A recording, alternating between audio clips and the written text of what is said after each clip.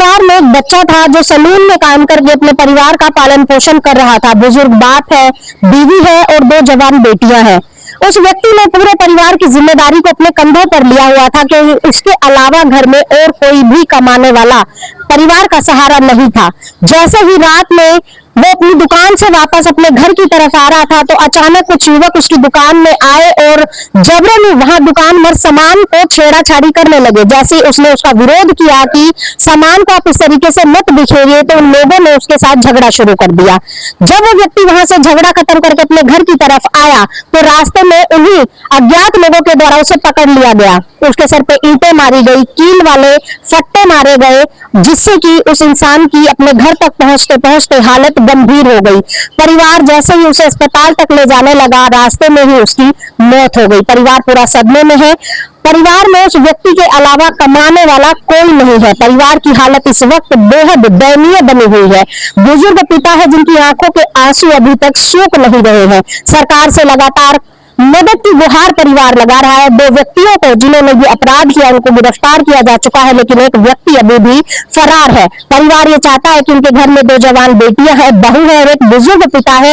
उनकी सुरक्षा को लेकर कानून को कड़े नियम उनके लिए बनाने होंगे और सरकार को उनके घर के गुजारे के लिए कुछ ना कुछ उनको सहायता जरूर देनी होगी।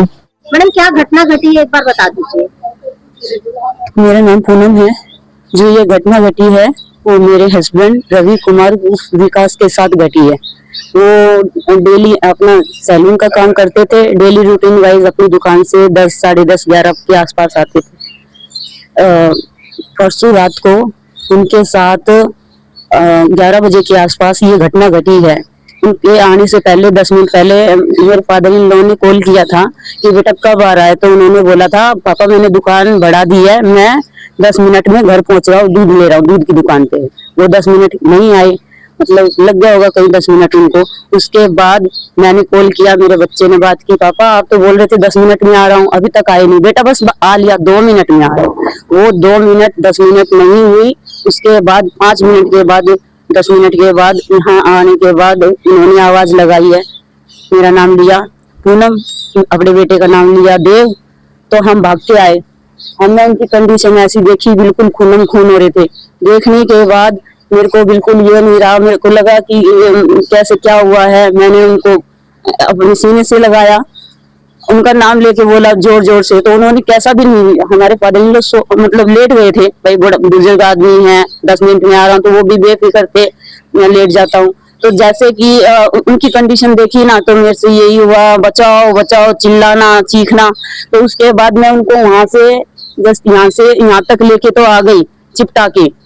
तब तक हमारे ये छोटे बच्चे रहते हैं ऊपर, ये भी आ गए, अगल बगल के बंदे भी आ गए। उसके बाद उन्होंने मतलब कि अपने मुंह से कुछ नहीं बोला मेरे साथ, क्या हुआ है क्या नहीं हुआ, इसके आगे मैं क्या बोलूं क्या नहीं बोलूं, मुझे कुछ समझ ही नहीं आ रहा। पहले पास नहीं हुई थी? नहीं, मुझे क्या पता, नहीं हुई। वो अपने मुझे ऐसे बंदे लगते ही नहीं है कि कोई कवा सुनी है। इतने सारे बंदे बैठे हैं, परिवार के भी बगल के भी, बिल्कुल भी नहीं। लूटपाट के इरादे से किया गया है ये काम। लूटपाट कैसे भी होगा, ठेला अभी तक भी नहीं मिला है। वो उनने जो बयान दिए हैं, वो लड़के वहाँ बैठे थे, कह रहे थे 10:30 बजे से वहाँ पे कोने पे बैठे हुए थे। एक बड़ा बुजुर्ग था, उसने देखा, वो सोचे ऐसे ही बैठे होंगे और आए हैं। जैसे उनने पीछे से वार करा उसके ऊपर, पहले ईंट मारी है तो बाइक पर लगी है, हाथ पर लगी है, बाइक छूट गई उससे हाथ से। जैसे वो नीचे गिरे हैं तो फट्टा पड़ा था, वहाँ मकान बन रहा होगा, उसमें कीले लगी हुई थी। 3 बंदे ने मिलके उसके ऊपर पीछे से वार करके पूरा घायल कर दिया उसको। वो बूढ़ा बेचारा बुजुर्ग क्या करेगा, उसने ये भी कहा क्यों मार रहे हो उसको, तो उसने सोचा ये देख लिया और तीनों छोड़ कर भाग गए। वहां से बेचारा सिर पकड़ के ऐसे ऐसे हिलता डुलता यहाँ तक तो आ गया, लेकिन जान नहीं बच पाई उसकी। अब ये बताओ, ये 2 छोटे छोटे बच्चे, इसके 70-75 साल का बुढ़ा है, घर में वही कमाने वाला था, वही घर चलाने वाला, ये किसी मदद का गुजारा करेगी? इसका कुछ तो होना चाहिए, इसको या मुआवजा दो है, उसके बाद में ऐसी नौकरी दे दो, कुछ अपने बच्चों का पालन पोषण करो। उनसे हमें बहुत खतरा है, उनका इंसाफ नहीं करा। वो घर आके कुछ भी कर सकते हैं, वहां से छूट जाएंगे।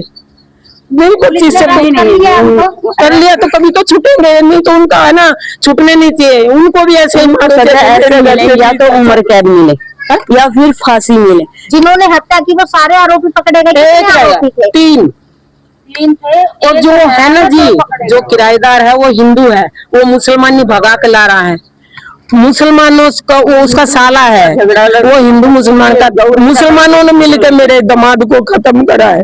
और वो वहां से आगे मेरे बच्चे स्कूल जाएंगे, इनको कौन, इनके बारे में तो कुछ भी कर सकते हैं। अंकल जी, सरकार से क्या कहना चाहेंगे आप? मैं तो ये कहूँगा जी, बच्चों को सोच लो, को कमाना, मैं 70 साल का बीमार हूँ, तो मैं कहाँ से कमा खवाऊंगा?